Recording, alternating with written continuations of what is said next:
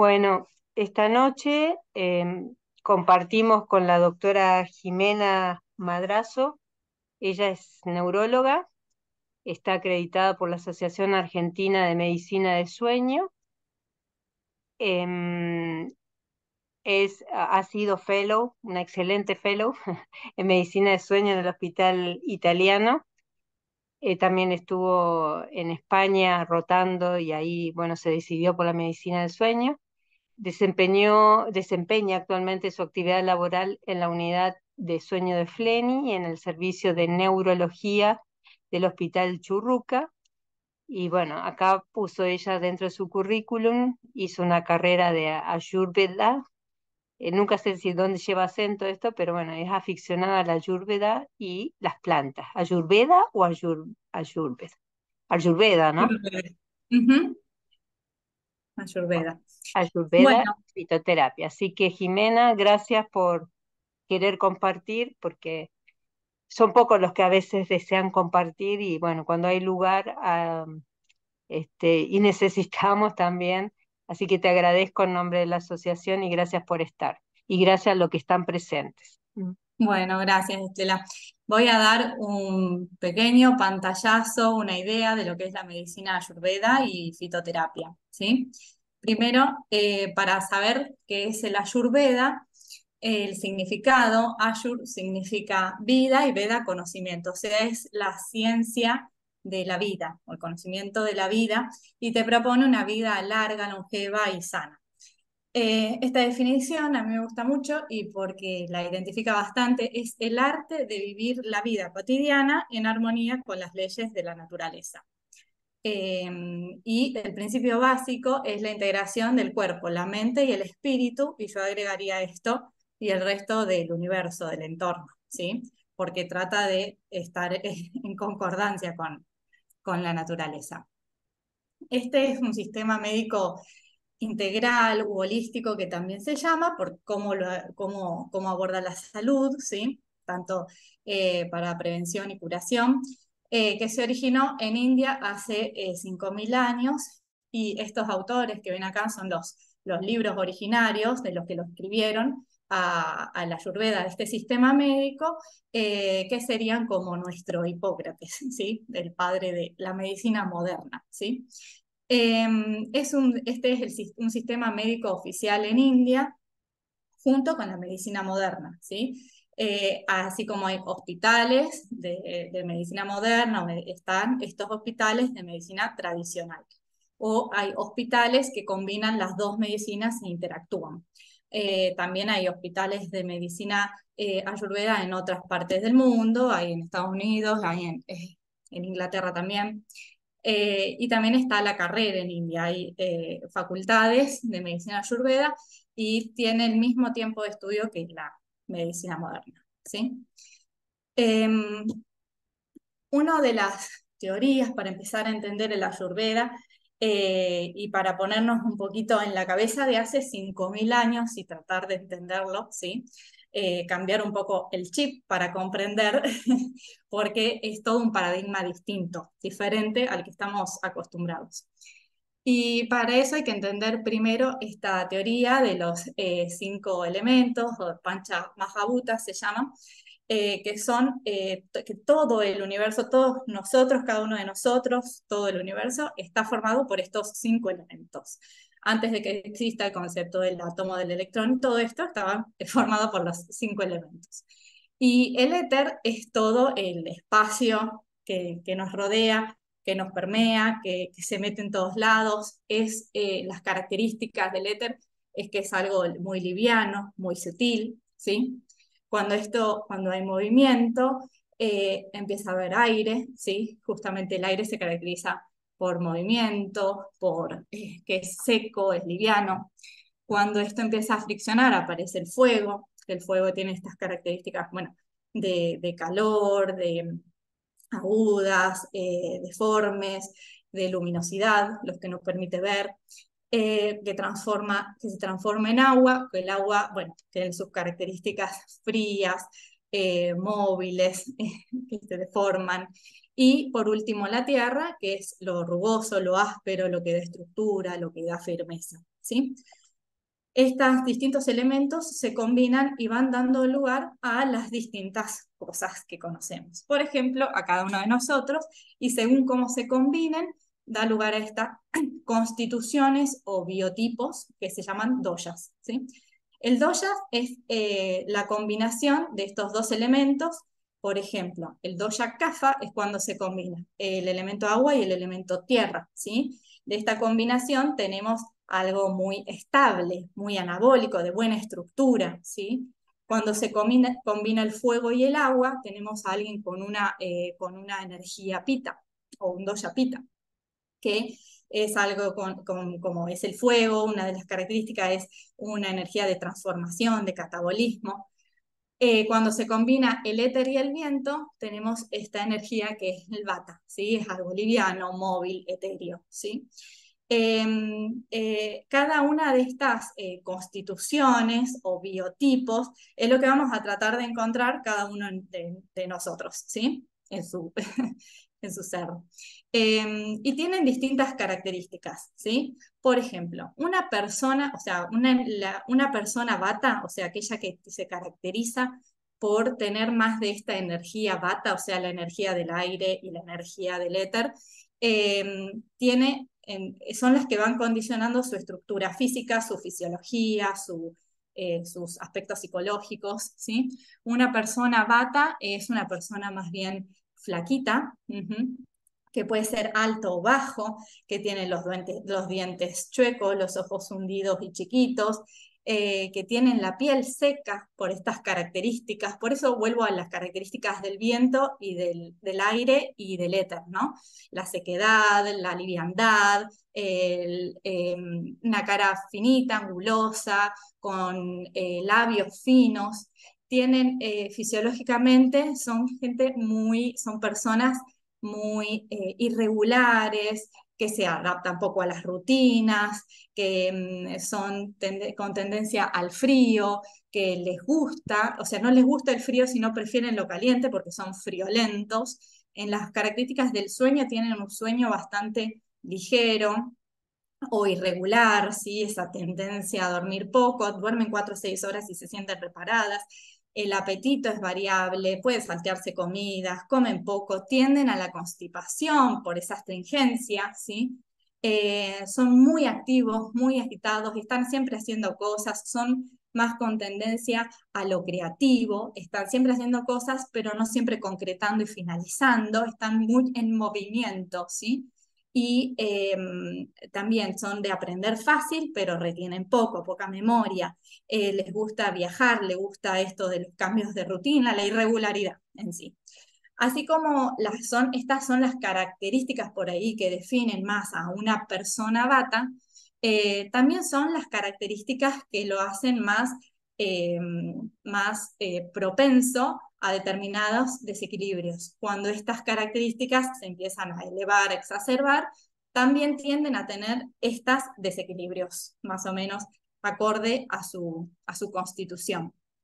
Después vamos a hablar un poquito. Una persona pita, la que está hecha de fuego y agua, justamente tenemos acá una imagen, que es una persona enojona, con tendencia a la irascibilidad, ¿sí? Que se saca fácilmente, pero tiene un pensamiento más lógico, preciso, lo que se propone lo termina, tiene mucha actividad también, está siempre muy activo, muy ocupado, pero siempre con un fin, siempre con un objetivo, es muy como demandante y también es muy líder nato, ¿sí? Es muy exigente y en general son calurosos, tienden a preferir los climas fríos o les va mejor en climas fríos, tienen un sueño medio, reparador, de 6 a 8 horas, tienen muy buen apetito, muy buena digestión, tienden a lo que comen, les cae bien, no son de esas personas que todo le cae mal, tienden a ser muy regulares en sus deposiciones, controlan bien su energía, a diferencia del Vata, que es alguien que es muy enérgico, explosivo, pero se agota rápido. Estos administran mejor la energía, ¿sí? Saben, les gustan los entrenamientos también más demandantes, les gusta el CrossFit, o sea, les gusta lo que lo que les haga sacar lo máximo de ellos. Y físicamente tiene una estructura más moderada, media estatura, peso medio, de peso también estable. La piel de color es más clarita, el color del pelo también, tienden a ser rubios o rojizos, pecosos, ¿sí? Tienden a tener canas o calvicie más precoz. Así son de una estructura más mediana, ¿sí? Y como persona pita, lo que lo desequilibre le va a elevar todo ese calor, ese fuego que se expresa en sus emociones, que se expresa también en su piel, que se brotan, que se ponen rojos, le salen todas las eruptivas, que se expresa en su acidez, en su pirosis o gastritis, por ahí son los desequilibrios más comunes. Y alguien CAFA es una persona de estructura más robusta, más grandota, no necesariamente gordo, no, es equilibrado, pero tiene una estructura, huesos anchos, una cintura escapular, unas caderas anchas, con mucha fortaleza y mucha resistencia. Pueden estar todo el día sin comer o todo el día haciendo actividad física, mientras que una persona pita no puede saltearse la comida, o sea, tiene que comer porque ya el hambre, su apetito, su energía se lo demanda. Y una persona CAFA, en general, desde los psíquicos, son bastante más estables, calmas, tienden a hablar como lento, más trabajoso, son más remolones, más vagos, les gusta estar mucho en la casa, mucho en la cama, mucho en la siesta, son muy apegados a las rutinas, muy leales al entorno, amigos, familia, muy apegados al entorno, casi que en ese es su punto débil, su punto de desequilibrio, donde hay mucho apego o avaricia. Y desde lo físico, también algunas características, bueno, que no dije, son de labios gruesos, boca grande, ojos grandes, como una mirada también amable, son bastante amables, comprensivos, son de escuchar mucho. Así también tienen un sueño muy profundo, necesitan muchas horas para descansar, necesitan 8 a 10 horas, y les gusta dormir la siesta, son de buen apetito, comen mucho y tienden a la obesidad, mientras que el Vata, el primero que nombramos, tiende a perder peso con facilidad, digamos, ¿sí? Así también sus deposiciones son como más copiosas, más abundantes, de una digestión más lenta, una transpiración ligera cuando el Pita, el del fuego, tiene una transpiración mucho más prominente y más olorosa, con olor más fuerte. O sea, son las características que definen más o menos las energías que predominan en cada biotipo. Una persona no es de solo un biotipo, una persona en ustedes mismos, si habrán escuchado, por ahí se ven identificados con un poco de uno, un poco del otro, porque estamos constituidos por los 5 elementos y depende de lo que predomine, es lo que más o menos tenemos, ¿sí? Quizás en el aspecto psicológico predomina uno, pero en el aspecto físico el otro. Y eso, si quieren, después, más abajo, en las últimas diapositivas, les dejo como una encuesta que te permite, bueno, si la completan, llenar, conocer tu biotipo, ¿sí? El primer paso de la Ayurveda es esto, el conocerse, ¿sí? Una vez que yo me conozco, que sé cómo soy, que sé cuál es mi estado de normalidad o de salud o de equilibrio, que es cuando estos doyas, esas energías están todas equilibradas, que se considera un estado de salud para el Ayurveda, ¿sí? Que es esto que acá llama Prakriti. Y esa constitución es lo que yo tengo que cuidar, por eso es que la tengo que conocer primero, ¿sí? Primero, una autoevaluación. Y esta es la que cuando empiezan a ver ciertas cosas que me desequilibran, tiendo al estado de enfermedad o vikriti que se llama, ¿sí? La prakriti es con lo que yo nazco, con esa constitución, y en lo largo de la vida voy pasando por distintos momentos hacia el desequilibrio, ¿sí? Y en este proceso de salud-enfermedad es donde la Ayurveda también tiene una marcada diferencia con la medicina moderna, es que la medicina moderna empieza a considerar la enfermedad acá, en esta fase de la Ayurveda, ¿sí? En la quinta fase, cuando hablamos de manifestación en Ayurveda es cuando ya el paciente tiene diabetes, el paciente ya tiene hipertensión, el paciente ya tiene cáncer, no sé. O sea, cualquier enfermedad que ya se estableció, ¿sí? Y acá ya la Ayurveda poco puede hacer, puede ir a complementar la medicina moderna, pero sola por sí sola no, ¿sí? En estos estadios de enfermedad que son mucho más sutiles, más leves, reversibles, aquí sí el Ayurveda tiene un papel mucho más preponderante, más importante, porque te puede revertir estos efectos. Y empieza desde síntomas más sutiles, desde a veces sensaciones. Muchas veces escuchamos a los pacientes que nos cuentan cosas que no nos engloban, no entran en ninguna enfermedad, no es un síntoma característico, no es un signo conocido para nosotros desde la medicina moderna, pero entra muchas veces en estos desbalances, en estos desequilibrios, ¿sí? Y ahí es donde tenemos que devolverlo al paciente, relocalizarlo, reequilibrarlo, ¿sí? O a nosotros mismos, ¿sí? Primero a nosotros mismos. Y acá hay una premisa como también de las básicas, de las más importantes de la Ayurveda para aprender a tratar y a prevenir, que es que saber que lo semejante incrementa lo semejante. O sea, una persona se desequilibra, por ejemplo, una persona vata que tiende, como les dije, es de aire, de éter, es friolenta, la ponemos a correr en la tarde con mucha energía en pleno invierno y eso estamos incrementando sus características y la voy a tender a desequilibrar. Para equilibrarla le voy a dar lo opuesto, ¿sí? Todas las características que le faltan, ¿sí? Para ayudarla en ese equilibrio. Y la Ayurveda se basa de varias cosas, herramientas para equilibrarlo. Una de ellas, la más conocida, es la nutrición, ¿sí?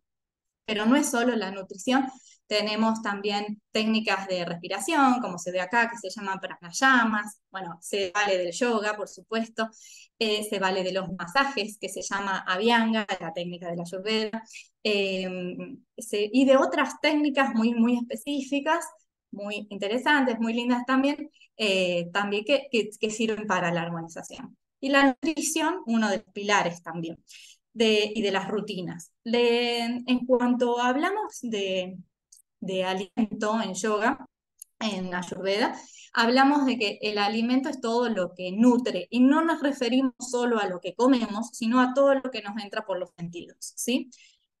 Alimento puede ser algo que vemos, alimento puede ser una reunión con un amigo, el contacto con una persona que queremos, que nos nutre o que nos hace mal, puede ser un vínculo que nos haga mal, eso también es alimento, ¿sí? Está alimentando nuestra mente, nuestras emociones, ¿sí?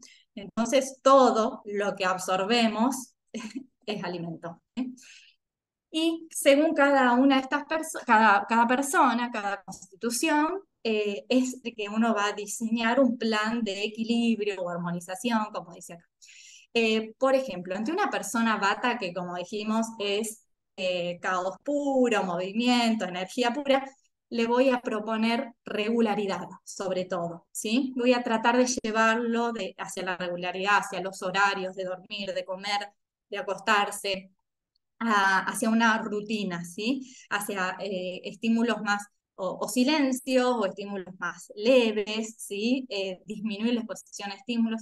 Si elige una actividad física que sea algo suave, por ejemplo, el running lo puede incrementar más, ¿sí? Si no, le voy a proponer algo más, un yoga, un tai chi, una natación, algo más que lo baje. Si le propongo un masaje que sea algo suave, los pacientes que te combata son típicos también de los que sufren de muchos dolores, dolores musculares, dolores articulares, ¿sí? El dolor es así que les propongo en general un masaje, un automasaje suave, y si usamos un aceite, que es el aceite de sésamo o almendras para estas personas. Cuando probamos alimentos, también tratamos de que sean lo opuesto, ¿no? Son personas secas, astringentes, entonces vamos a proponer alimentos húmedos, calientes, ¿sí? O sea, por ejemplo, un guisito, algo cocido y húmedo. En vez de darle una manzana cruda, que es astringente, prefiero una manzana cocida en compota, ¿sí? Alimentos nutritivos, recordemos que son flaquitos y con tendencia a bajar de peso, entonces nutritivos, dulces, o sea, cereales, legumbres, ¿sí? Con dulce hace referencia a eso, ¿sí? O a frutas, pero no necesariamente al sabor del azúcar, ¿sí? Sino puede ser también la batata, o sea. todos los cereales, las harinas. Y evitar, en cambio, todo lo que es crudo, frío, o sea, que no viva ensaladita, porque eso lo va a desestabilizar. Los sabores amargos, los sabores astringentes, el té, por ejemplo, es astringente, también lo va a desestabilizar. Cuando uno propone o no propone, no significa que está prohibiendo, sino que uno tiende a decir, bueno, tené cuidado con estos alimentos, no es que se prohíben, como tampoco la ayurveda es 100%, o sea, absoluto de vegetarianos, ¿sí? Uno puede comer carne también, pero tiene tendencia por el vegetarianismo. Una persona pita, la propuesta va a ser de moderate, baja ese nivel de intensidad, de exigencia, dar el tiempo para el ocio, para el descanso. Si elige una actividad física que sea, por ejemplo, una natación, que incluye el agua, el frío, todo lo que lo va a compensar. Si se le hace un masaje, son con aceites de coco, girasol, los de elección para estas personas. Cuando hay que elegir una comida, se opta más bien por los sabores dulces, amargos, astringentes, y se evita lo picante, ¿sí? Todo lo que aumenta la temperatura, el fuego, lo agrio, ¿sí? Y lo salado. Y se pueden usar estas especies, en general en el Ayurveda se usan muchas especias, todas porque tienen propiedades, y especias enfriantes para pita, como coriandro, hinojo, cúrcuma, ¿sí? Mientras que Kapha, como dijimos, alguien muy de la tierra, es tierra y agua, es alguien que se le va a intentar de estimular, de motivar para que se mueva, para que no esté tan sedentario, para que haga ejercicio, cualquier ejercicio en este caso viene bien, baile, movimiento, eso es lo que necesita. Eh, y darle estímulos al contrario, más vigorosos, más fuertes, ¿sí? Más energizantes. Son personas que, como le habíamos dicho, tienden a preferir los climas secos. Si se van de vacaciones, prefieren una montaña que el mar, ¿sí? O les hace mejor la montaña que el mar, quiere decir, digamos. Si hay un masaje que sea más bien en seco, con cepillo o con un aceite de mostaza, pero no tanto oleosidad. El Kapha es una persona que ya tiene mucha oleosidad de por sí. Sí, también preferencia por las comidas más livianas y sí picantes, amargos, astringentes, que son las comidas más estimulantes, y evitar lo dulce, salado y agrio, que son las que van a tender a descompensarlo, ¿sí? Son pacientes Kapha, que es un dosha de agua y de tierra, siempre que haya un clima como hoy, húmedo, lluvioso, eso, por ejemplo, es algo que lo tiende a descompensar. Aumenta mucho las secreciones, mucho del moco del catarro, como en los niños. Aumenta también lo que es en las articulaciones, o sea, artritis, ahí también, o sea, en todas las serosas también tiene que aumentar el líquido o tienden al edema, ¿sí? Son eso, de generar más líquido, más moco, ¿sí? Así son los casos. Y acá, como ven, también cada estación del año se caracteriza por un dosha, ¿sí? A Vata, por ejemplo, que es seco, frío, astringente, lo voy a No, tratar no de se explicar. ve, Jimé, no se ¿Eh? ve, no se ve la diapo, pasaste y se volvió para atrás.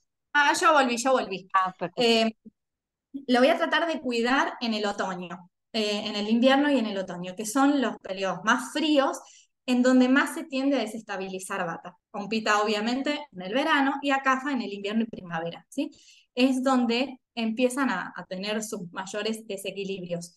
Y antes de que comience esa estación, en lo posible, tratar de fortalecer y empezar a cambiar las rutinas. Como dijimos, el Ayurveda va acorde a la naturaleza. Entonces, si cambio de estación, cambio mi alimentación acorde a la estación, cambio mi forma de vestirme, de abrigarme, cambio también un poquitito mis rutinas, ¿sí? Bueno, acá se intensifica bastante el cambio para prevenir esos desequilibrios, según cómo sea yo, en qué momento hago esos ajustes, ¿sí? Para entrar más preparado a la estación. El dinacharya, es nuestro actual ritmo circadiano, es lo que describían como los momentos del día donde predomina cada energía también. Al mediodía predomina la energía pita. Dijimos que pita es donde es un fuego digestivo que se llama Agni, esa energía, ese poder metabólico está muy intensificado. Y al mediodía es el momento ese que es el ideal para comer, ¿sí? A la noche predomina, entre las 2 y las 6 de la mañana, predomina la energía Vata, que es la que, si yo me despierto ahí, en esa energía, es la que me va a costar volver a dormirme, ¿sí? Es la del insomnio. En el Ayurveda se propone despertarse a esa hora, antes del amanecer, muy temprano, muy temprano. Si uno se despierta en este horario CAFA entre las 6 de la mañana y de las 10 de la mañana, que ya es tarde para el Ayurveda, es cuando uno se despierta en una energía CAFA, en una energía más de modorra, de pachorra, pesado. Entonces cuesta más activar, ¿sí? Por eso es que el Ayurveda propone este horario para levantarse y bueno, distintos, como así nosotros también hacemos en la actualidad, que proponemos horarios. Bueno, ¿se entendió un poquitito de cuál es el objetivo, o sea, grandes rasgos de la Ayurveda? Si no, cualquier cosa, al final me pregunto. Al final también de todo hay recetas, ¿sí? Así para que puedan ver algunas cositas. La fitoterapia, que es una herramienta más que usa la Ayurveda, pero que es una herramienta más de la medicina china, que es una ciencia en sí misma, independientemente de todas estas, estudia todos los productos de origen vegetal que tienen un fin terapéutico o preventivo o curativo, ¿sí? De las plantas medicinales, que sé que tienen algún efecto medicinal, yo voy a obtener una parte de la planta que es la droga vegetal. Es la parte que sirve, es la parte que tiene los efectos. Por ejemplo, de una menta voy a sacar las hojitas, ¿sí? Que es lo que me sirve. De la cúrcuma, las raíces, ¿sí? O los rizomas. Y ahí es donde se concentran todos los principios activos, ¿sí? Que es lo que termina teniendo el efecto. Cada planta tiene entre 20 o 60 principios activos. Seguramente ni se conocen todos, pero el efecto no es de uno, es de la combinación, es de la sinergia de esos principios activos. Eso es lo que caracteriza la fitoterapia, a diferencia, entre otras cosas, a diferencia de o de la farmacología tradicional a la que estamos acostumbradas, en donde en la farmacología actual tenemos un principio activo en dosis bien alta y con un único target, ¿sí? En cambio, en la fitoterapia tenés muchos principios activos que actúan en diversos targets, ¿sí? Y que quizás tengamos y obtenemos un efecto menos potente, o sea, de potencia media a baja, también con una toxicidad media a baja, con un amplio rango terapéutico para su uso, ¿sí? Esa es otra de las grandes diferencias, ¿sí? Son mucho más seguros. Y por ser de un efecto de medio a bajo, de moderado a bajo, lo utilizo no para lo agudo, sino que para las enfermedades crónicas, para la atención primaria, para casos leves o moderados, ¿sí? No, no voy a ir a tratar con una planta un insomnio severo, ¿sí? Cada planta está descrita en estas monografías de la EMA, del SCOP, bueno, de las distintas asociaciones. ¿Cómo las administramos a las plantas? De esta materia prima, por ejemplo, la raíz de valeriana, que es la droga vegetal de la valeriana, ¿sí? Lo que nos sirve la raíz, bueno, pasa por distintos procesos, que donde el trozado, la molienda, o sea, el polvo o la droga, la puedo usar en infusión, por ejemplo, en infusión, o una manzanilla, una flor, la agarro y la pongo en una infusión, eh, o cuando ya es una raíz, o es una corteza, o es una semilla, ya la tengo que hacer en decocción, o sea, un poquito más de tiempo de hervor para lograr obtener sus compuestos. Cuando, bueno, se someten a otros procesos farmacológicos, ya obtengo el extracto, que es un concentrado de todos sus principios activos. Estos extractos, que pueden ser fluidos o líquidos, o pueden ser secos, ¿sí? Los extractos fluidos o líquidos, que son las tinturas que se preparan a partir de alcohol, ¿sí? Recuerden, todas las tinturas tienen alcohol, por si algún paciente los toma, por si ustedes los toman.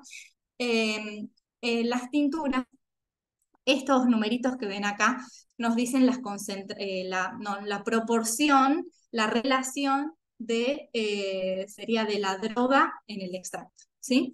Un extracto fluido 1:1 significa que tengo en una cantidad, o sea, en una porción, en 1 gramo de droga o 1 gramo de extracto. La tintura tiene 1 gramo de droga en 5 gramos de extracto, o sea, está más diluida, 5 veces diluida. Mientras que el extracto seco, que es el polvo, la tintura es la que se toma en gotitas, se compra en todas las herboristerías. El extracto seco es el comprimido, es un extracto que lo ponen en cápsulas como comprimidos, tiene una concentración más alta, en general es 5:1. Eso significa que tengo 5 gramos de droga en 1 gramo de extracto, o sea que es 10 veces más concentrado que una tintura, ¿sí? Eh, y en general, cuando uno administra, las dosis vienen estipuladas en el extracto, ¿sí? Como forma de administración, que son las cápsulas y los comprimidos, ¿sí? Eh, pero bueno, quiero que quede claro que no es la droga rallada, el polvo de hoja, sino que pasó por todo un proceso, tiene medidas, tiene ciertas regulaciones, tiene que tener ciertas proporciones incluso eh, de sus principios activos, ¿sí? Por ejemplo, les traje algunas para hablarles. Elegí esta, la ashwagandha, porque creo que está muy en boga, o yo estoy muy en tema, o se escucha mucho, o ginseng indio, pero acá se conoce como ashwagandha. La planta se llama Vithania somnífera, el nombre científico, ¿sí? Y lo que sirve de la planta es la raíz. Estos son los principios activos, algunos de los principios activos, o los que tienen ese efecto que nosotros buscamos clínicamente, y su efecto principalmente es que es una planta adaptógena. Como adaptógena se entiende aquellas que permiten ante una situación de estrés físico o mental que el cuerpo se adapte bien, ¿sí? De una manera más inespecífica. Su efecto también a nivel clínico son ansiolíticos, mejoran la memoria, inhiben la acetilcolinesterasa, los betanoloides también tienen demostrada esa función, y para el insomnio, ¿sí? Estos otros efectos antiinflamatorios, inmunoestimulantes, antioxidantes, bueno, son efectos más desde los ensayos más in vitro o en animales, ¿sí? No tanto la aplicación clínica que nosotros buscamos, ¿sí? Sino que el uso va a ser más por estos efectos que menciono acá. Se administran del extracto seco 5:1, ¿sí? Del comprimido o la pastilla, 250 a 300 miligramos 2 veces al día, ¿sí? Y tiene que tener este porcentaje o esta cantidad de principio activo, de betanoloide. Se toma no una vez, sino se toma por un tiempo, por un periodo mínimo 1 mes, para lograr este efecto adaptógeno que no se logra con un solo uso. Como regla general, para todas las plantas, tengan cuidado en el embarazo y en la lactancia, o están contraindicados porque no hay estudios de seguridad. Están contraindicados, pero a menos que sea una planta específicamente para ese momento de la vida, ¿sí? Y con los anticoagulantes, como regla general para todo. Esta es la KSM-66, que es como no marca, sino es como la patente, la fórmula que usan todos los trials, la que tiene lo que dice, la que tiene betanoloides y demás. Acá en Argentina no llegan todos estos, pero los hacemos hacer en preparados magistrales. Como estamos acostumbrados a la melatonina, bueno, de manera similar. Y estos estudios muestran cómo son su eficacia en el insomnio, en la ansiedad o ya en enfermedades psiquiátricas. Este estudio incluso en insomnio demostrado con actigrafía, mejoran los valores de la actigrafía, mejora las capacidades cognitivas, siempre obviamente como hablamos en un principio, apuntando a una población, o sea, a una enfermedad leve, ¿no?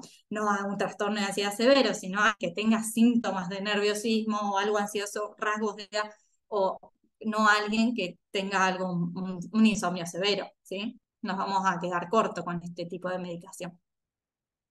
Y acá están todos los tipos de los mecanismos de acción que generan la disminución del estrés, de la ansiedad, de la depresión y el insomnio. Principalmente esto. Y hago hincapié en cómo disminuyen el eje hipófiso, ¿cómo es? No, hipotálamo, hipófiso adrenal, cómo lo regulan, en realidad lo disminuyen. No tienden a bajar significativamente los niveles de cortisol cuando se utilizan, pero bajan, ¿sí? Cuando se hacen los estudios. A sus efectos sobre el receptor GABA, serotoninérgicos y cronomodulados son los que te quiero destacar acá como principales efectos que nos interesan para nuestros pacientes. La valeriana, officinalis más conocida por todos nosotros, también se utiliza la raíz de la valeriana, ¿sí? Y también para la irritabilidad, la ansiedad, el insomnio, y se utilizan 400 a 600 miligramos del extracto seco 3 veces al día. O sea, cuando hablamos de comprimido se utiliza así. También se utilizan, hay personas que lo utilizan en una infusión, la raíz seca en una infusión, la infusionan, o también hay personas que lo utilizan en tinturas. Pero para lograr esta dosis, esta indicación con tintura, necesito 30 gotas 3 veces al día, ¿sí? Es un montón, o es bastante incómodo, significa que, hice las cuentas, que un frasquito me dura una semana. Es como un poco más engorroso. Y los estudios en este ensayo, en esta revisión sistemática de los efectos de la valeriana, hay de todo. Hay a favor, a veces que funciona, y hay en contra, que no funciona, ¿sí? Hay de todo tipo de evidencia, de estudios. Pero sí destaco que hay estudios en niños con hiperactividad con buenos resultados, ¿sí? Esta sería una población que la diferencia, por eso la quería mencionar, porque también sirve para niños. Pero los usos en el insomnio en adulto hay, a veces sí, a veces no. Sí, hay evidencia a favor y en contra de que funciona. Muchas veces se la utiliza en asociación con la pasiflora, con la melisa, manzanilla, tilo y estas otras que son más de la ayurveda, de la medicina china, para potenciar el efecto. ¿Sí? Y después traigo esta, porque sé que a Estela le va a gustar, y a mí me gustó cuando, cuando la escuché, que es la simisífuga. Es una planta para el momento de la menopausia, para los síntomas climatéricos, para el sofoco, las palpitaciones, el insomnio, la depresión, la ansiedad, todo eso que acompaña el climaterio. Y tiene el gran beneficio o la gran virtud de que no actúa sobre los receptores estrogénicos, ¿sí? Entonces, tiene estudios probados en pacientes con cáncer, en pacientes con tamoxifeno, entonces son seguros, ¿sí? En pacientes con antecedentes de un cáncer ginecológico se lo puedo dar. Tienen sus efectos, más bien los generan a partir de efectos de reducir la hormona LH, ¿sí? Y esta planta tiene también un efecto bastante rápido, no es como la Ashwagandha que tengo que esperar por lo menos un mes. Acá empiezan a hacer efecto bastante rápido a nivel local. Las pacientes ya sienten una mejoría de sus síntomas, ¿sí? E incluso están seguras que se la usa cuando las mujeres tienen contraindicado la terapia hormonal de reemplazo, esta sí se puede utilizar, es una alternativa válida, ¿sí? Bueno, puede interactuar con algunas drogas por su metabolismo hepático y aquí está la forma de administración, ¿sí? El ginseng es otra que traje también. El ginseng también es como la planta adaptógena de los chinos, ¿sí? De la medicina china. También es modulador del eje hipotálamo hipófiso adrenal, pero con efecto más bien estimulante, ¿sí? Para la fatiga, para la astenia, para el desgano, para eso, más que nada. La vitamina somnífera era más para abajo, ¿sí? Para dormir, para calmar la ansiedad. Esto es para estimular, para aumentar la memoria, ¿sí? Pero ojo que de esto hay.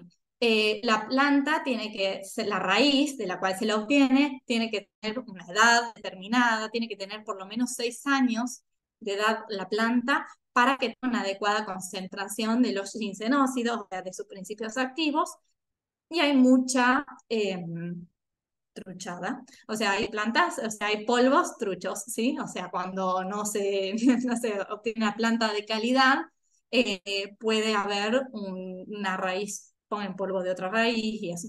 Por eso, siempre, bueno, buscar la composición, no solamente los miligramos, sino qué composición, qué porcentaje del principio activo tienen, eh, y en qué proporciones toda esta relación que les nombré 5:1 antes, ¿sí? Tener cuidado de esta no consumirla crónicamente, porque el exceso puede llevar incluso a pasarnos al insomnio, a la agitación, a la diarrea, ¿sí? Así que, y precaución con los IMAOs, aparte de los anticoagulación. Así que, y es hipertensora, así que también cuidado con eso, con el exceso. Y después, no puse nada más, solamente les traigo acá, les dejo el cuestionario para que lo completen, cada uno con su ser, y algunas recetas para que practiquen. Eso es todo.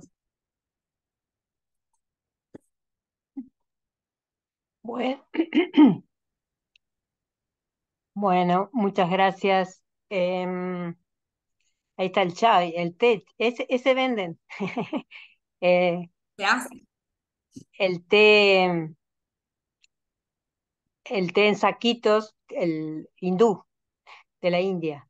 Y en las películas hindúes toman eso, siempre. Pero no sé para qué sirve, pero es té rico. Bueno, al tener tantas especias, todas estas, tiene la potencia de cada una.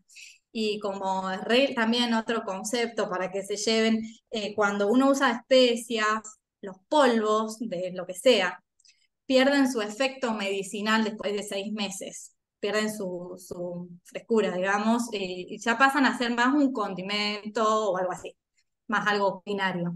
Pero como con fines medicinales, si voy a usar algo de esto, tiene que ser fresco, nuevo. Está bien.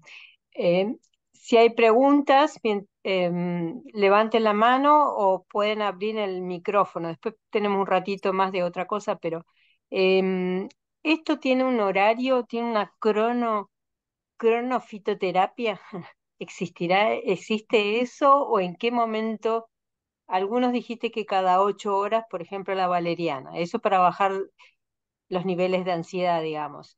Yo recuerdo que una vez preparé una charla de que la valeriana demostró que acortaba en 0,6 minutos la latencia de inicio de sueño y creo en esa época era lo que más se había estudiado.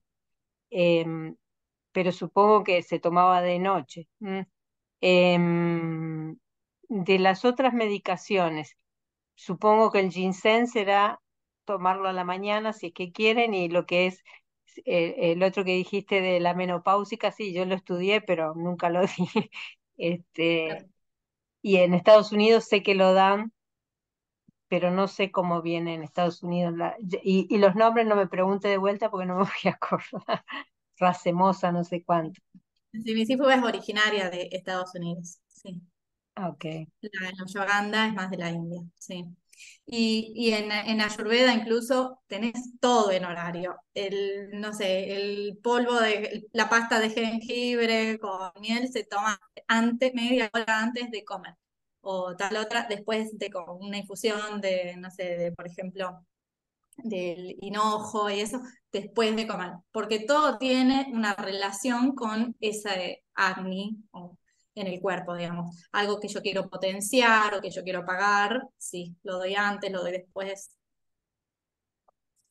bien, bien. Anímense a hacer preguntas. No sé si hay gente de Colombia, de todos lados, así que de Uruguay, así que la doctora Orellana aquí, ¿cómo va? Hola, buenas noches a todos. Bueno, primero felicitar a la Asociación Argentina de Sueño por la iniciativa de hacer este tipo de charlas que no son habituales. Los médicos en realidad siempre tendemos a la medicación y no a toda esta otra medicina que habitualmente los pacientes nos consultan mucho. Por eso me parece que es muy adecuado lo que ustedes traen a colación. Mi pregunta es, los médicos, ustedes, ¿cuántas veces recomiendan esto realmente a sus pacientes? Les cuento un poquito mi experiencia. Yo, si me preguntan, le digo que puede ser, que no soy ningún especialista y que si no les hace mal, que lo sigan tomando, y les hago la parte alopática para el sueño, sobre todo, ¿no? Pero quería saber si ustedes lo recomiendan específicamente. No sé si me escucharon. Sí, sí, sí. Jime, yo Bueno, yo después sí. respondo lo mío, pero Yo sí, obviamente me siento segura porque lo estudié, lo leí, me siento cómoda. Y a es un poquito más, obviamente, plantas, me estoy animando de a poco, ¿sí? No tengo mucha experiencia, pero de a poco me voy animando y me voy sintiendo segura, aprendo cuando darlas. Entonces sí, estoy empezando a usar. Después lo otro, sí, y siempre uno hace el hincapié desde la Ayurveda en tener tu médico, tu médico moderno, tu médico alopático, ¿sí? No lo sueltes, es complementaria. La Ayurveda es una medicina complementaria, o un estilo de vida también, no sé. mm, Nunca le Gracias. vas a dejar que vaya al médico, nunca. sí. Em, la valeriana acá bueno, en Argentina, supongo que también en toda América del Sur, hay varios que vienen ya tomando eso y la verdad que no he tenido, sobre todo jóvenes, y si les hace bien unos días, siempre el hincapié de eso. Bueno, si hay algo más, como decía Jimena, un trastorno de ansiedad, bueno, quizás necesita otro fármaco asociado y siempre hacer hincapié de que no mucho tiempo, ¿no?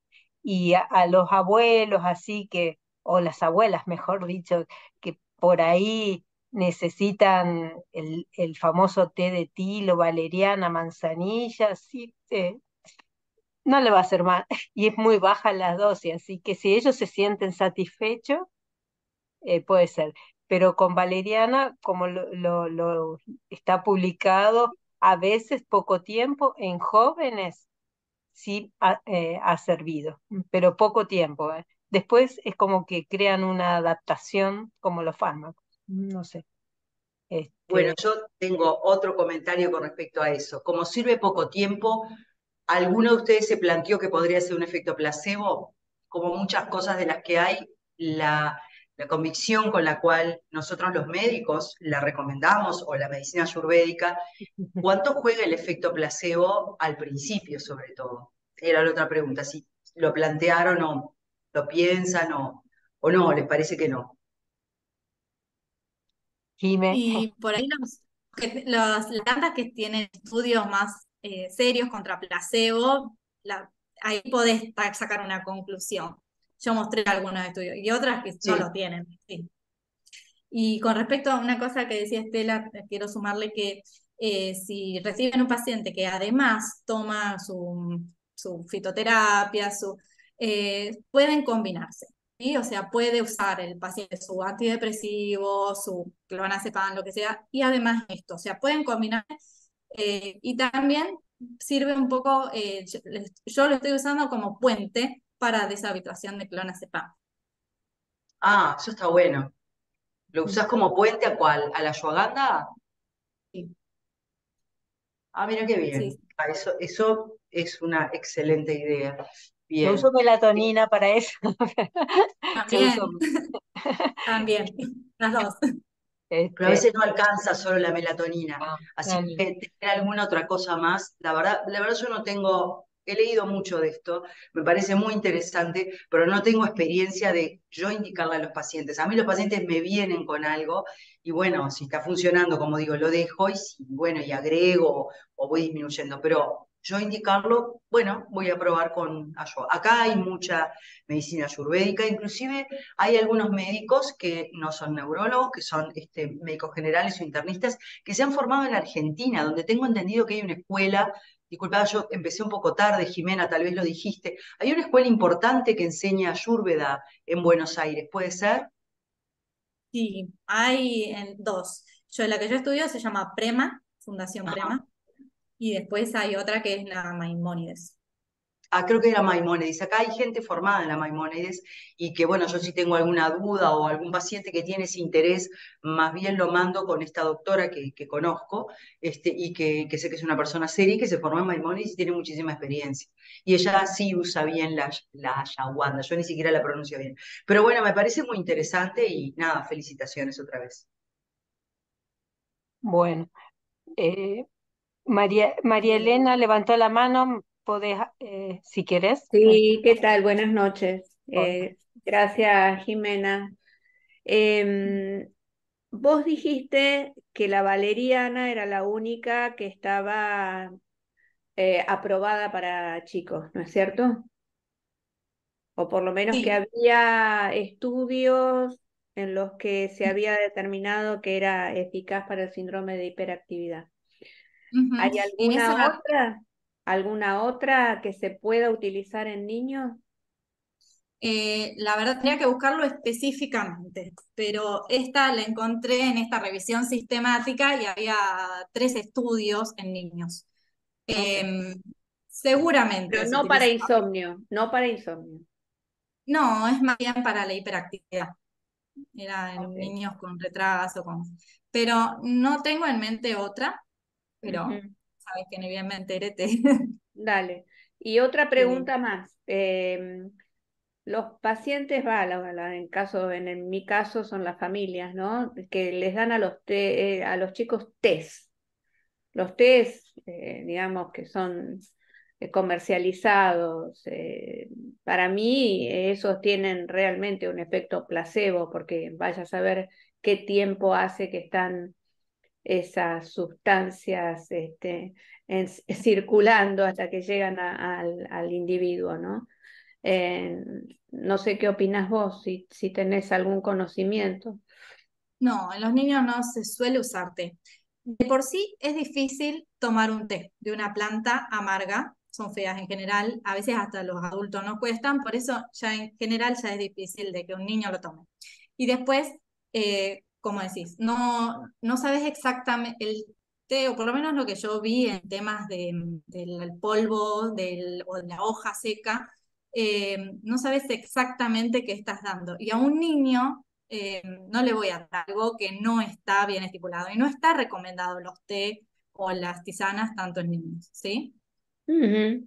Las Em, Claro. especias, Y sí, menos los los té, saquitos que compran por ahí, digamos. los té en los niños no están recomendados. de Ok. todas Las maneras, especias también, con cuidado, o sea, por más una cuestión de que son fuertes y hay que ir acostumbrándolo al niño a que lo coma. ahí, Ujú. por ahí discrepo, Jimena, porque, bueno, vos eras de Salta, pero viste en Córdoba, etcétera. Hay lugares en el norte, y lo he visto, que hacen té, lo mezclan de diferentes cosas. Después vienen las intoxicaciones, lo he visto en internaciones en pediatría con té de lo que se te ocurra. He visto una madre darle como no sé cuánto té de tilo con mucho azúcar y con naranja, una mamadera de eso para tranquilizar a un nene con hiperactividad. He visto intoxicaciones por té de mandarina. En el norte hay muchos aborígenes que usan té, no de saquito, pero té que lo fabrican. Y eso hay que hacer mucho hincapié en, ojo, en los niños, ¿no? No valeriana, pero sí tilo, pasiflora y todo lo que quiera, lo mezclan y le dan de todo para la pancita, para esto, e intoxicaciones e internaciones por eso. Y María Elena, después te busco, pero hace unos años en el Congreso, el primer Congreso de Medicina del Sueño Infantil en Roma, que estuviste, Sí, eh, sí. había un libro con esto, yo pude traducirlo, se tradujo eso, después te voy a mandar, es viejo ya a esta altura, pero tenía algunos estudios y me acuerdo el de Valeriana en niños, quizás la información es vieja, pero lo había hecho revisar, mi hermano es químico y se lo mandé. Ajá. Y decía varias cositas eh, mm, de niños, de estudios en niños, te lo voy a mandar lo que se tradujo hace en el 16, creo que fue esto Sí, sí, sí. que, que, que hemos y bueno, con la base química de mi hermano, digamos. Nunca lo publicamos porque es medio peligroso en este país publicar eso por esto que estoy comentando. Depende de las manos en quienes cae, que se ponga en niños a hacer esto. ¿Mm? Ujú. Bueno, Y gracias, si Estela, alguna gracias por... madre le da a su hijo una tintura, tenerlo en cuenta que las tinturas son hidroalcohólicas. Exacto, exacto. O los chicos con epilepsia que te traen con autismo y que le dan estas cosas porque no sé qué, es peligroso. Ujú. Hacer hincapié en eso. Bueno, gracias, chicas. ¿Alguien más que se anime? Si están alguno de los psiquiatras de Colombia o quiere hacer alguna pregunta. Pues, doctora, buenas noches a todos. Eh, Como por contarles, sí, soy pues residente de último año de psiquiatría en la Universidad Nacional de Colombia. En la Universidad Nacional hay pues de Colombia hay una maestría en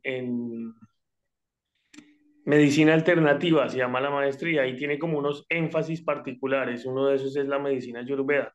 Está la medicina tradicional china, terapia neural, bueno, otras alternativas. Son 2 años de formación allá. Bueno, como por aportar algún comentario, creo que desde la perspectiva en que nosotros concebimos el mundo y como nuestra forma que crecimos en la ciencia, pues muchas veces podemos interpretar que lo que sucede es un efecto placebo, ¿no? Pero viéndolo desde esas perspectivas orientales o como la forma en que ellos ven el mundo, puede que no sea un efecto placebo, sino, qué sé yo, una forma de activar energías, otra forma de concebirlo, ¿sí? Entonces a veces es eh, riñe un poco esas dos miradas, ¿no?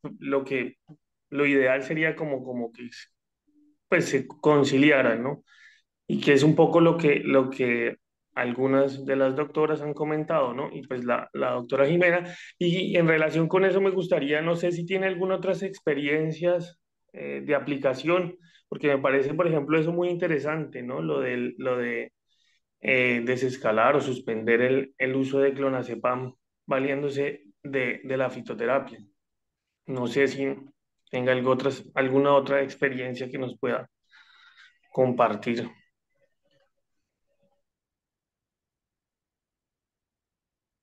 Jimé, no sé Y son si... las dos esas, melatonina y ashwagandha, no sé otra para... Y precisamente en salud mental, no sé, en pacientes que están bueno, que su trastorno del sueño está relacionado con ansiedad o con depresión, alguna recomendación. Eh, Mira, está aprobado el uso para pacientes psiquiátricos, ¿sí? Eh, es eso, es seguro, pero no quiere decir, o sea, el tratamiento quizás psiquiátrico sean coadyuvantes, digamos. No solo, eso lo vas viendo en cada paciente, ¿no? Si puede estar solo con uno o con otro. Después otra cosa importante, el lugar, la farmacia donde se hace, eso siempre hace mucho hincapié, ¿no? Los lugares tienen que ser serios. eh, Ahora hay todo un boom de usar triptófano, hay médicos que conozco que están dando triptófano, ojo de dónde viene, triptofano, o triptofano sería, y ojo cómo se fabrica, pues ya en Estados Unidos hubo intoxicaciones, hepatitis tóxica por eso, así que todo esto en lo posible hay que usar 3 meses y descansar e ir viendo la respuesta, ¿no? Porque los farmacéuticos, obviamente, uno le da la receta, pero las farmacias tienen que ser muy prolijas al fabricar esto y no contaminar y tener en cuenta relatos de hepatitis tóxica, ¿no? O sea, siempre 3 meses. Ahora traen de Estados Unidos el triptofano, traen el GABA, ¿m? Así, pastillas de GABA. Ojo con eso. ¿M? Em, Bueno, no Por sé si eso hay ahí les alguna... nombré, en el ginseng y en el ashwagandha hay dos nombres que son como patentes, que serían los confiables. No es la marca, o sea, marcas hay miles. Y acá en Argentina no hay, va, no sé, en Mercado Libre hay de todo, pero es más bien vía farmacia preparado magistral. Está, está. Bueno, no sé, a ver si hay alguna otra pregunta. Muy interesante, bueno, gracias por la disertación, muy interesante. También estuvieron la gente de la farmacia francesa, que colabora con nosotros. Bueno, ahora bueno, no sé si quieren mandarlo por papel bueno, para imprimir y que lo compartimos con los socios. Jime, si quieres. Bueno, Y yo voy a pasar a compartir, a ver cuáles son, qué personalidad somos. Yo voy a tratar de compartir ¿dónde está? Acá. Voy a hacer un resumen lo más corto posible, ya es son las 21. Em, no sé si recuerdan, ¿se ve la pantalla? No, se sigue No, viendo la de... no se ve. A ver, No. ahí está, ahí está, bueno, yo ya la veo. ahí está. Voy a hablar muy poquito. Ahí está. No sé si recuerdan que para el mes de marzo, siempre para el Día del Sueño, bueno, no siempre, justo unos días antes de que se declare que la pandemia había finalizado, nosotros hicimos una encuesta en la cual, bueno, agradecemos a todos los que participaron y compartieron la encuesta online basada ya en la que habíamos hecho del Cono Sur 2 años seguidos. Bueno, también hicimos las mismas preguntas y agregamos otra. Entre las preguntas que hicimos en esta oportunidad, queríamos hacer, al final les voy a mostrar, lo dividimos el trabajo en dos partes. Una parte se va a presentar en Brasil. Esta parte todavía no la terminamos de escribir, o sea, la escribimos en español, pero falta escribirla en inglés. Esta parte era para ver un poco qué pasaba con el síndrome de piernas inquietas, que como saben se caracteriza por una necesidad o una urgencia de mover las piernas, especialmente tiene vespertinos por la noche, empeoran con el reposo, mejoran con la actividad y suelen afectar el inicio del sueño, o sea, producen insomnio de conciliación. Y como sabemos, dormir es importante para el ser humano.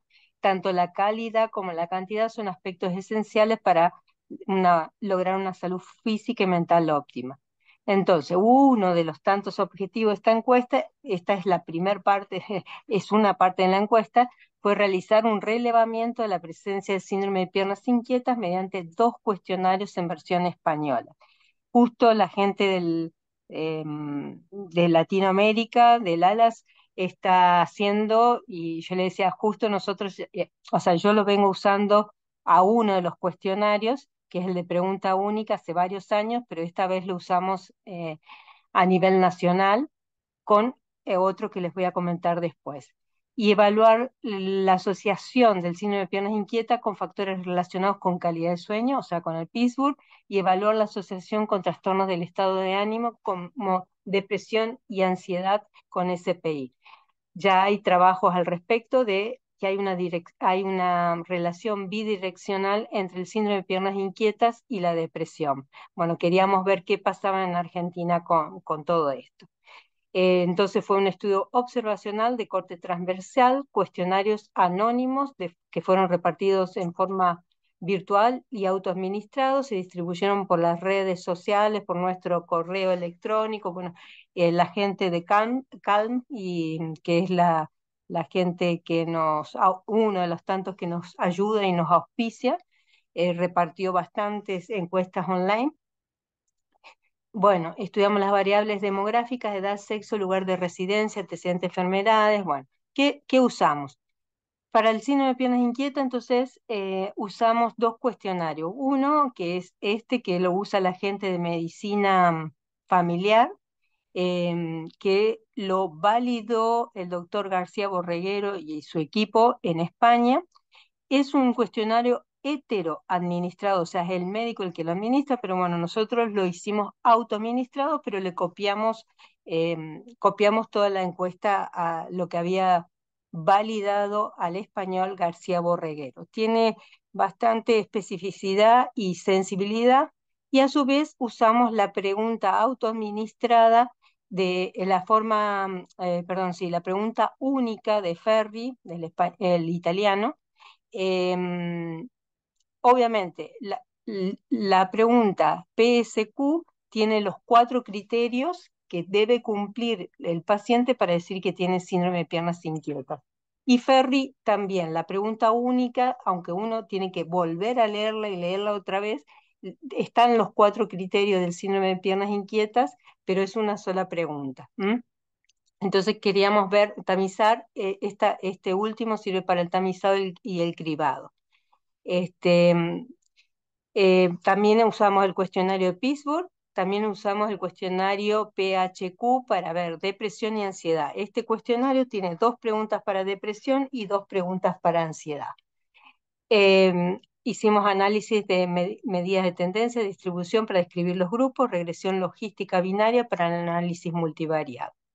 Entonces, con el PSQ, o sea, el validado por García Borreguero, encontramos que el 14.8% de la población refirió cumplir con los 4 criterios del síndrome de piernas inquietas. Y con pregunta única encontramos, acá no sé por qué no está, el 11%, una o más veces por semana, 164 personas. Obviamente, ¿qué más encontramos? Que estos pacientes, los que tenían SPI, cuando hicimos la comparación con los que no reunían los criterios, las personas con SPI se acostaban más tarde, dormían más tarde y dormían menos horas, cosa que no es ninguna novedad de los que solemos leer síndrome de piernas inquietas. Otra cosa que encontramos, que está en la literatura, no descubrimos la pólvora, es que las mujeres tenían más síntomas de síndrome de piernas inquietas que los varones. Se asoció a malos dormidores, o sea, cuando tenían un Pittsburgh mayor de 5.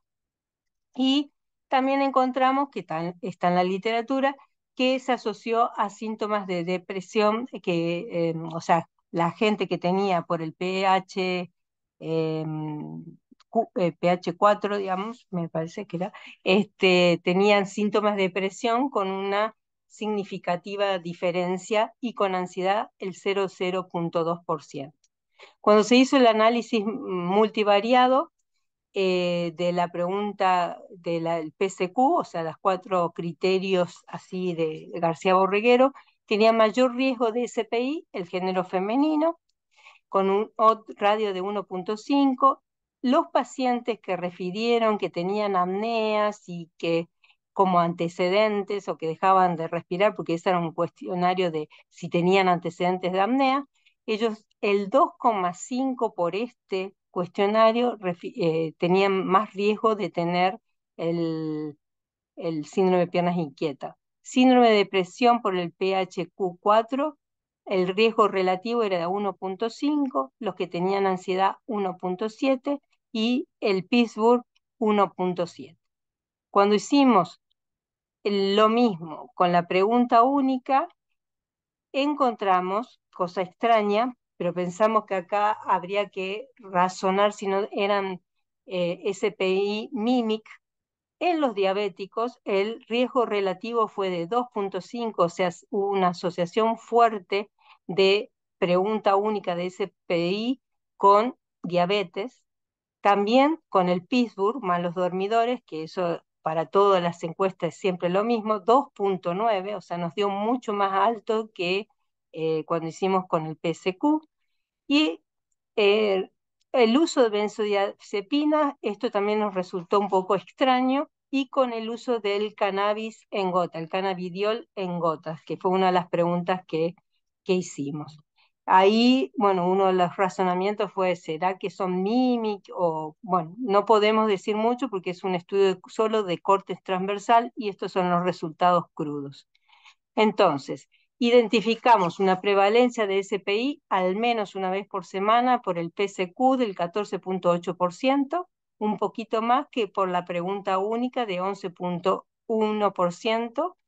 Ambos cuestionarios demostraron que los pacientes diagnosticados de SPI se acostaban más tarde, tardaban más en dormirse, dormían menos horas, y una diferencia significativa con aquellos, o sea, la presencia de mala calidad de sueño era más común en los que tenían síndrome de piernas inquietas por cualquiera de los dos cuestionarios, y obviamente esa relación de trastornos del humor que ya fue demostrado en otros estudios de otros países, ¿no? Pero es la primera vez que lo hacemos en Argentina. Los del grupo de SPI por PSQ eran de más edad, del sexo femenino y tenían antecedentes de apnea. En cambio, por la pregunta única se asoció con mala calidad de sueño y diabetes. Se usaron 2 cuestionarios en versión española por primera vez en nuestro país, días previos a la declaración de la finalización de la pandemia. Obviamente que no valoramos la sensibilidad ni especificidad de ambos cuestionarios en nuestra población en forma previa, que sería uno de los tantos sesgos, obviamente, y lo segundo es que, bueno, que no tenemos, hay otros estudios, pero fueron una encuesta telefónica, y esto no es un estudio epidemiológico, sino solamente un relevo de situación en un momento en que el 68% de la población encontramos que tenía mala calidad del sueño. Estamos peor que al inicio de la pandemia, les aviso. La primera encuesta fue del 60, 61, esta vez 68% de la población refirió mala calidad del sueño en el mes de marzo del 2023. Y después les presento la otra parte de la encuesta. Este es lo que vamos a llevar a Brasil, también un estudio de corte transversal, etcétera, etcétera, a partir de 16 años de edad. Lo hicimos aproximadamente un mes la encuesta y encontramos que, bueno, en esta parte estudiamos calidad del sueño, la presencia de desórdenes tipo insomnio, parasomnia, ronquidos, alteraciones de movimientos, en más de una semana, o sea, estrujamos, como quien diría, el Pittsburgh con sus 7 componentes. La cantidad de respuestas fue de 2081. Esta vez fuimos más exactos, no tuvimos prácticamente que rechazar como el año anterior encuestas, digamos, porque fuimos más precisos, justificamos más el ingreso de las personas, de las respuestas. La edad media fue de 37 más menos 12. Encontramos que el 56,5% de la respuesta provenían del área metropolitana de Buenos Aires, o sea, de acá del área metropolitana. Muy poquitos eran viejos, viejos, digamos, de mayores de 65 años, cosa que años previos fue un poquito más la cantidad de mujeres, perdón, la cantidad de personas mayores de 65, la mayoría fueron mujeres. Encontramos, como le decía, el 68%. Alguien que tiene un micrófono, bájelo, por favor. Nosotros encontramos que el 68,3% tenían pobre calidad de sueño. El 52% de los participantes reportaron dormir con otra persona y 31,8% dormían con mascotas. Esa pregunta ya la teníamos en encuesta previa y era aproximadamente el 33%. Ahora es el 31% suele dormir con mascotas. El 35,8% de las personas tienen una pobre calidad de sueño subjetiva. El 44,2% la latencia de inicio, o sea, fíjense que es bastante importante, el 44% de las personas refiere dormir o tardar más de 30 minutos en conciliar el sueño, el 34,9% la duración de sueño era menos de 6 horas, o sea, estamos durmiendo mal. El 25,5% tenía menos eficiencia que el 75%, el 25,3% tenía disturbios del sueño, el 10,4% usaba hipnótico y una o 2 o más veces por semana. Estos son los componentes del Pittsburgh, aquellos que hayan hecho alguna vez Pittsburgh.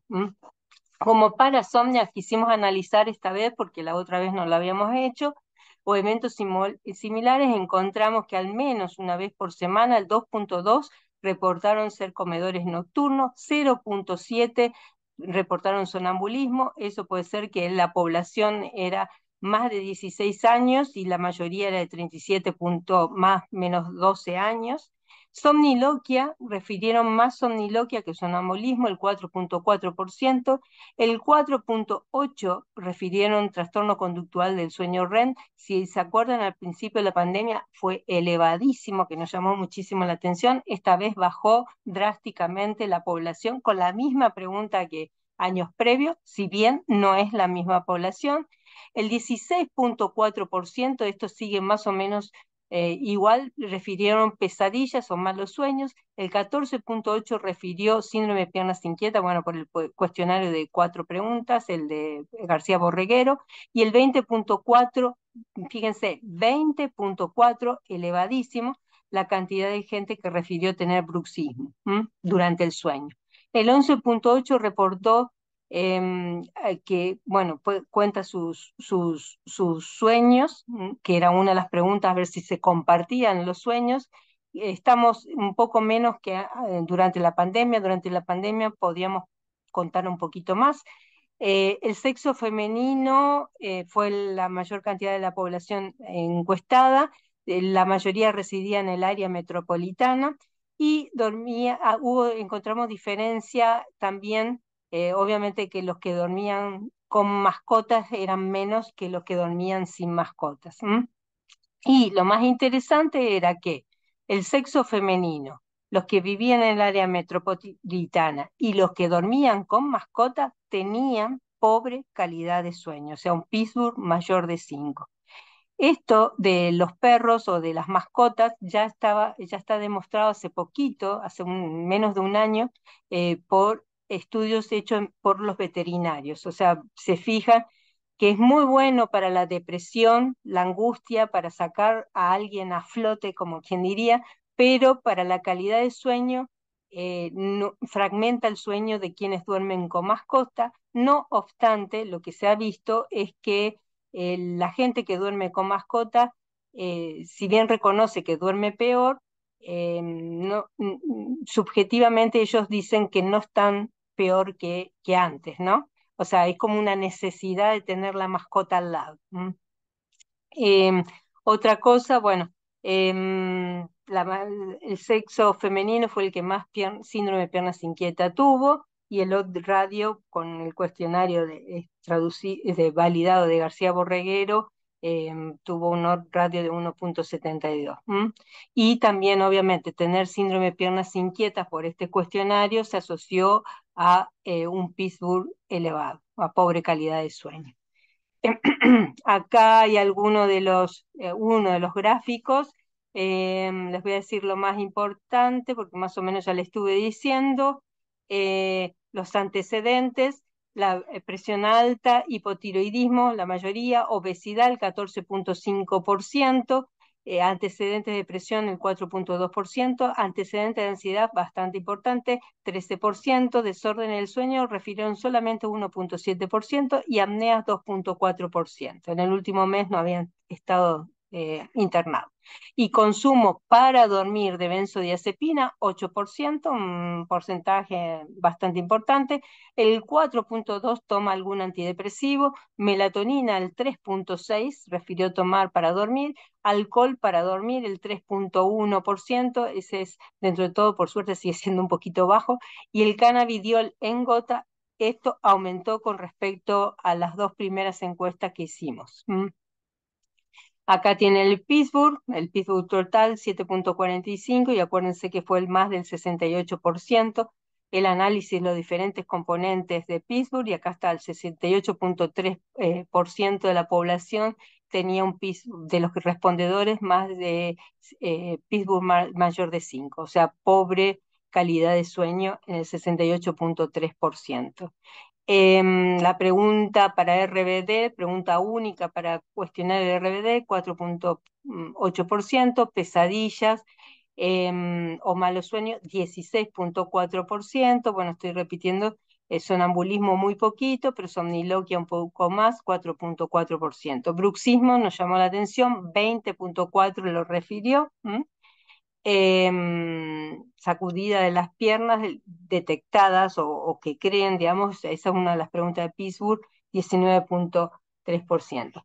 Otra pregunta que hicimos, un poco de curiosidad, bueno, esto ya les dije, lo que fue, hubo diferencia entre la gente que vivía en las provincias, obviamente los que viven en el área metropolitana de Buenos Aires duermen peor.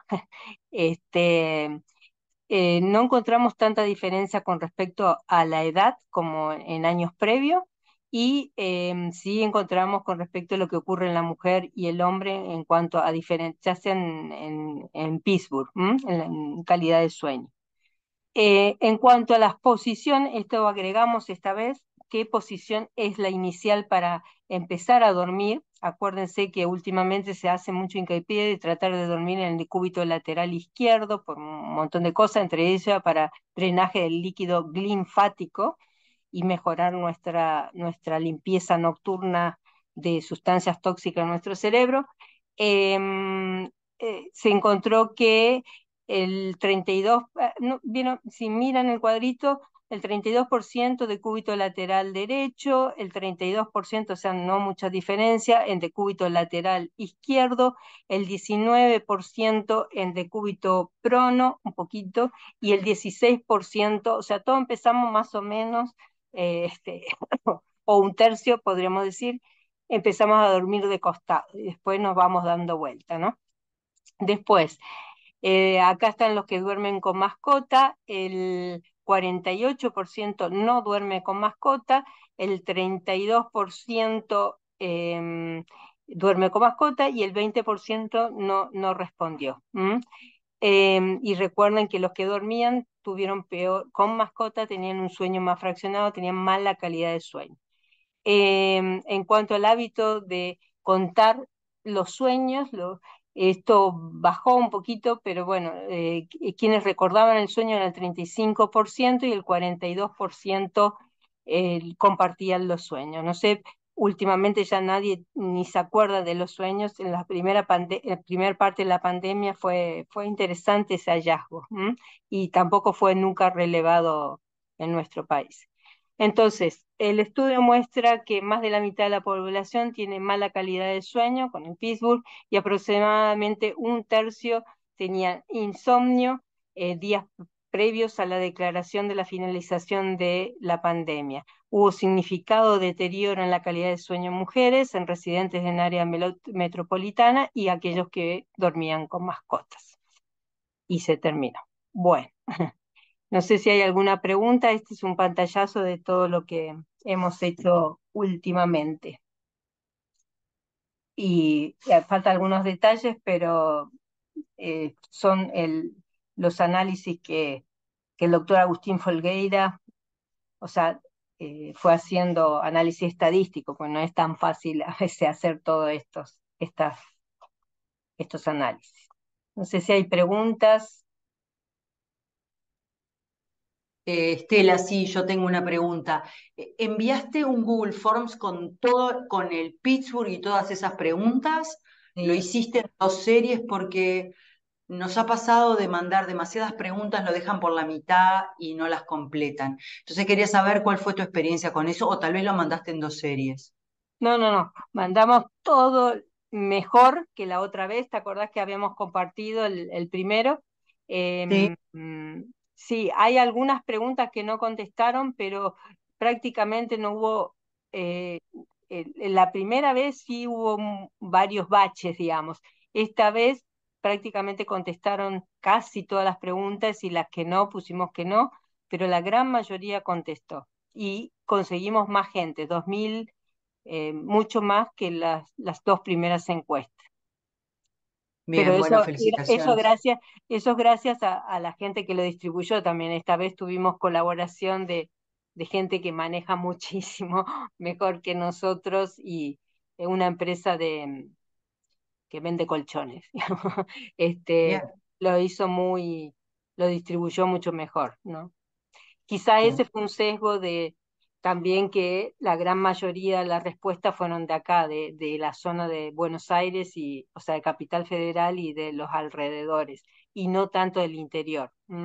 y como siempre el interior a veces no llegábamos, había una respuesta. Este año hubo creo que 2 provincias, el año anterior hubo una provincia que no contestó nadie, este año hubo 2, pero las que contestaron, contestaron un poquito más que años previos también. Muy bien. Gracias. No, no. ¿Algún otro comentario? Y me puse roja, Jimena, así que soy una pita, ¿no? Debe ser. Debe ser, ¿no? Bueno, bueno, gracias a todos por estar. Dentro de un mes aproximadamente nos volvemos a encontrar. Eh, la doctora Evelyn de Chile nos va a dar una charla y después en el mes de noviembre la doctora Orellana también está invitada. Después les pasamos bien, pero aproximadamente son los miércoles y dura 2 horas los encuentros. Y bueno, estamos a su disposición a todos aquellos que deseen. Así que gracias por estar y nos vemos. Chao. Chao, Gracias. gracias. Chao, gracias. Chao, Muy bueno. chao.